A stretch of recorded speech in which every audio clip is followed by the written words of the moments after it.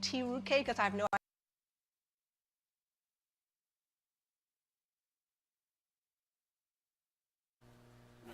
Yep.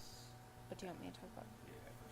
Good afternoon, and thank you for joining us for this 13 Plus FastCast. I'm Mary Coleman. And I'm Carson Courier. We hope you're having a great day so far. And we have First Alert meteorologist. Slide in here. Yeah, there we go. Corey Coates here with us today. Corey tracking some high temps, but also it is a First Alert action night. Yeah, no, I mean, temps are going to be cooling down, but definitely the big thing are going to be the storm chances, not just for today, but tomorrow as well. I mean, we saw pretty intense storms. Could be more widespread and impactful in terms of severity today and even tomorrow, not just with winds and hail, but also maybe a flooding risk. I'm going to dive into that just a bit. But here's our current temps right now, right around 101 in Tucson, 107 Phoenix, and 99 Sales, 92 Sierra Vista. So you can see a little bit cooler today than what we had today. A nice little cool down. In terms of the high temps, just expected to get a degree or two hotter. We do have that first alert, actually not because of the heat, but because of the storm chances. I'll get to that in just a bit. Right here's our hourly temperature and storm chance. Right, you can see starting to get more impactful as the night goes on. We're up to 40%. This is a lot less. This is the IBM model, not in terms of our input, right? So this is a little bit less than what we're forecasting. We're forecasting these storm chances to be a lot higher, so you can see where they peak around actually the evening tonight. I'll be breaking down more the timing of that, but those temperatures really starting to crash at 6 o'clock down to 90, and actually a nice cool night temperature-wise in the 80s and down into the 70s during the latter half of the night into the early morning hours. Let's talk about yesterday, though, right? We had some pretty impactful storms. How about Tanque Verde in the eastern portion of our town with that flash flood warning? They got a double whammy of severe storms, up to 1.5 inches, a lot of around an inch in and around Catalina Mountains, eastern part of town, and about Green Mountain getting about a 1/2 inch, in Tucson International Airport, just a 6/100th of an inch. So they got some rain, but you can tell how scattered these showers and storms are and how difficult it is to predict where these storms are really going to be impacting. So this is the current radar we have now. You can see not a whole lot, the main action going on to Tucson South. In northern portions of Santa Cruz heading into Pima County, these storms are going to be moving from the southeast to the northwest generally. This is not deemed severe, but you can see pretty high reflectivity values, which is telling you heavy rain, maybe a slight chance of hail. We're going to see some gusty winds with this as it pushes off to the north and west, impacting areas of I-19 very, very shortly. So nothing severe, just a lot of heavy rain for the most part and a lot of lightning. But that's going to change, though. So around 4 o'clock, we can really start to see these storms pop up. Now the models are indicating a little bit more to the west, right? So a little bit south and west of Tucson, where most of the storms are going to be to start the day, really peaking with these complex to showers and storms to the west of Tucson around 6, 7 o'clock. Really high reflectivity values, which is telling you these have a chance to turn severe. Then the shower and storm chances do shift a bit towards the east. So now Tucson area getting in more of the action, say by the evening into the overnight hours. And then through the overnight hours, those showers and storms push off more to the north with some lingering showers on the back end and still continuing through the early morning hours tomorrow. And how about this? By 9 o'clock, still dealing with some showers and storms, a lot of cloud cover. So tomorrow is going to be an event where storms are going to be throughout the day, starting in the morning.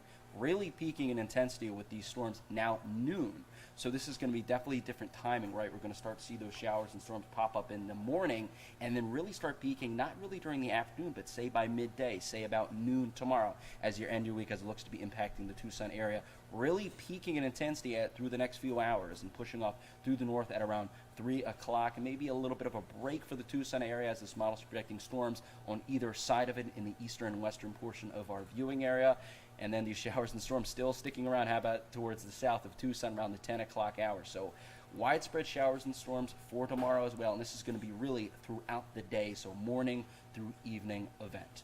For today, we have a blowing dust advisory. You can see what this includes, right? So most of Pima County, western portions of Pinal, and some portions of Maricopa. This is going to be running starting at 3 through 7, right? So I showed you that complex of storms in the western half of our viewing area. That's what they're worried about, producing possibly dust storms in the western part of our viewing area, pushing off to the north and west. They're saying visibility could get cut down to 1/4 mile, very dangerous for people driving on the roads, and severe gusts possible, which means up to 60, maybe plus mile-per-hour gusts from some storms. And it concludes most of the western half of our region. This is the severe risk today. Tornado and hail risks are lower, but the wind risk is enhanced. You can see what this includes, right? So this is wind risk mainly impacting the central and western portion of our viewing area. So the extreme eastern portions of our viewing area, eastern portions of Cochise into Greenlee County, going to be missing out on the most part of the most severe storms.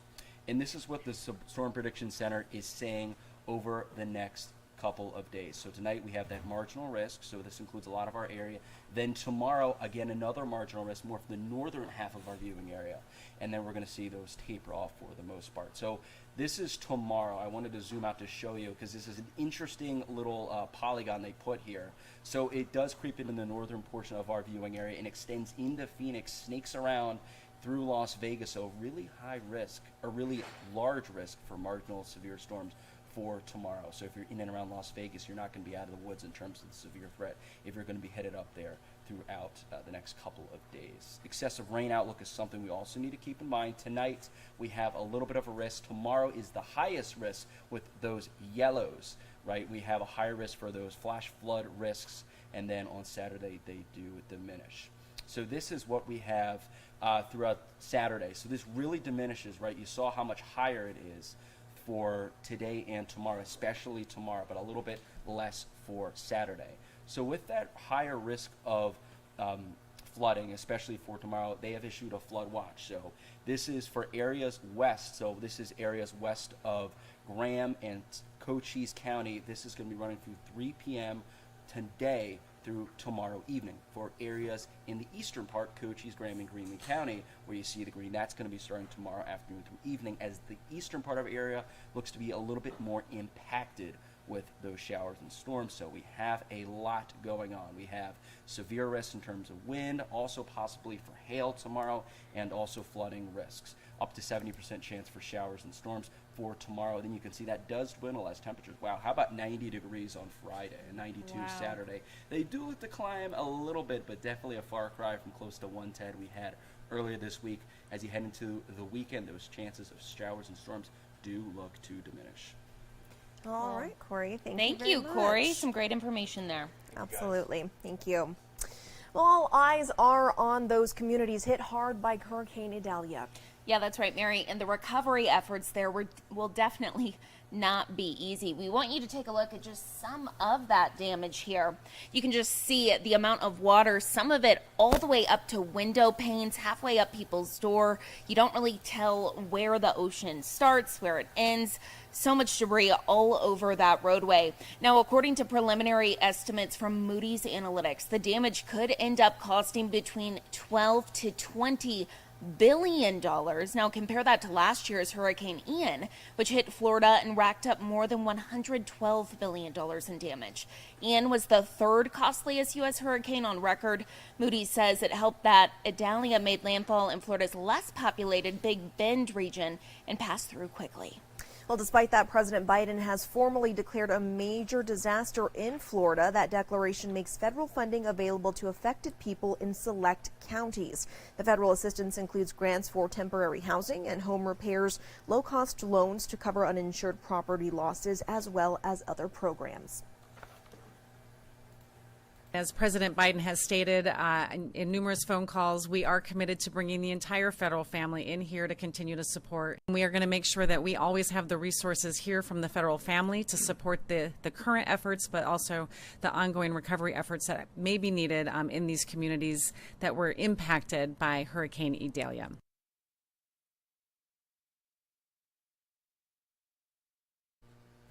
And switching gears now, let's head to our website. We're keeping a close eye on a wildfire burning southwest of Tucson. At this hour, the Lalo fire has more than doubled in size since it first started on Tuesday. It has now burned about 3,400 acres near the border between Sells and Arivaca. No structures are threatened at this time. Also here at home, we are tracking a serious crash with injuries involving a motorcyclist. What we know right now up here on our website, that's KOLD.com. Officers are investigating near East 22nd Street and South Wilmot. The motorcyclist has been taken to the hospital. Drivers are asked to avoid this area. Of course, we'll update you with the very latest once we learn more. And in Sahuarita, the Food Bank and Resource Center is moving their new trailer after a case of vandalism. The center tells us the trailer's brake lines were actually cut, making it too dangerous to take it out on the roadways. Our very own Sabria Reed went there to the food bank to really see how much this impacts their operations there.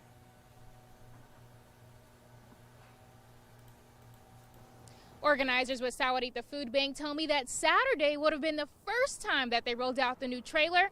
However, that did not happen because of the safety hazard.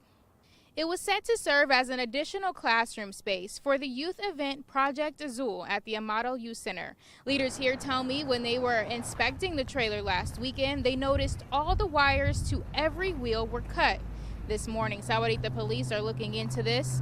Now get this. This isn't the first time that the food bank is dealing with vandalism. You may remember the day after Christmas, the catalytic converter was stolen, stopping them from collecting and distributing 22,000 pounds of food.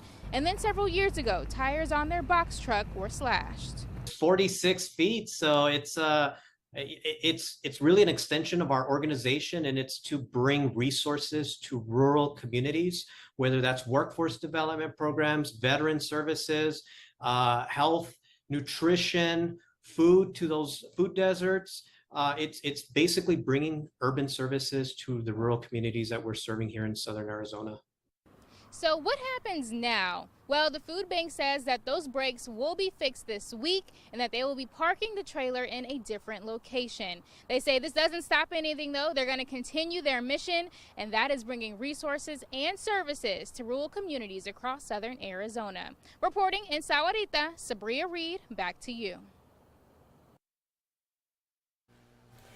All right. Well, unfortunately, a lot of us have really felt some of that pain at the pump when filling up our gas tanks lately, Carson. Yeah, that is definitely right. But today could be your lucky day because there is an option for you to save money, and it's coming up right here shortly. I think just within the next hour and 15 minutes here.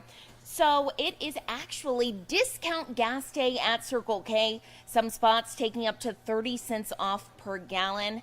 That's happening between 4 and 7 tonight. Other deals include half off some drinks and food and half off car washes as well. Electric car charging is also half off for part of the day. So if you're looking for a discount, there you go. Head on over to Circle K. All right, if you're searching for a forever friend, listen up to this. The Pima Animal Care Center is throwing a party to encourage more dog adoptions. PAC is hosting a 2-day pool party to put their adoptable dogs on display. The event is on September 2nd, runs from 10 a.m. until noon at PAC. The action is happening in PAC's front play yards. Officials say there will be lots of pools to bring more attention to the adoptable dogs currently residing at the shelter. And get this, anyone who adopts a dog from the shelter will receive a kiddie pool to help them keep the fun going at home. I cannot wait to see some of the photos and video that come out of this, Carson. So cute. So cute. What a fun idea. PAC currently has 464 dogs at the shelter and more than 800 in foster care. So those interested in fostering or adopting a pet can go to PAC's facility on Silver Bell Road. Definitely check out that event this weekend. All adopted pets come up to date on vaccinations, a microchip, and a spay or neuter surgery. If you're interested in just stopping by PAC on a different day, we have hours for their operations up on our website. You can just click on this story. All right. And lastly, if you're looking for a treat to keep you cool, Dairy Queen is set to offer a sweet special on its blizzards. Users of the DQ app will soon be able to get a blizzard for less than $1. That offer is in honor of the ice cream chain's new fall blizzard menu, which is now available. And the lineup includes 6 returning flavors. You have pumpkin pie, snickerdoodle cookie dough, caramel fudge cheesecake, Oreo hot cocoa, Reese's peanut butter cup pie, and choco dipped strawberry. So, I mean, really, no matter what you like, you have some options there. All you have to do, again, is download that DQ app, and you can get an ice cream treat for less than $1. You will have 2 weeks to claim your 85-cent blizzard. Again, that is starting on September 11th. Nice. Carson, what's your favorite kind of ice cream? Ooh, cookie dough. Cookie dough. Yeah. Okay. Have you ever had, so only specific Dairy Queens have this crunch topping that they put on top? So good with it's like the best. crunch with the sprinkles. That's the one. You can get it at the Dairy Queen by the U of A. Sorry, this is not a commercial. I just think it's delicious. So how to let everyone know. Not going to gatekeep that one. Exactly. Well, we will leave you with a gorgeous look outside right now. Corey gave you your weather, so we'll see what happens with some clouds forming out there, but still looks pretty nice out there, Carson. Yeah, absolutely. Take advantage while you can. Again, those temps supposed to cool down here, but Corey was tracking some storms, so we will have the very latest coming up at 7:30. More news and weather for a 13+ FastCast.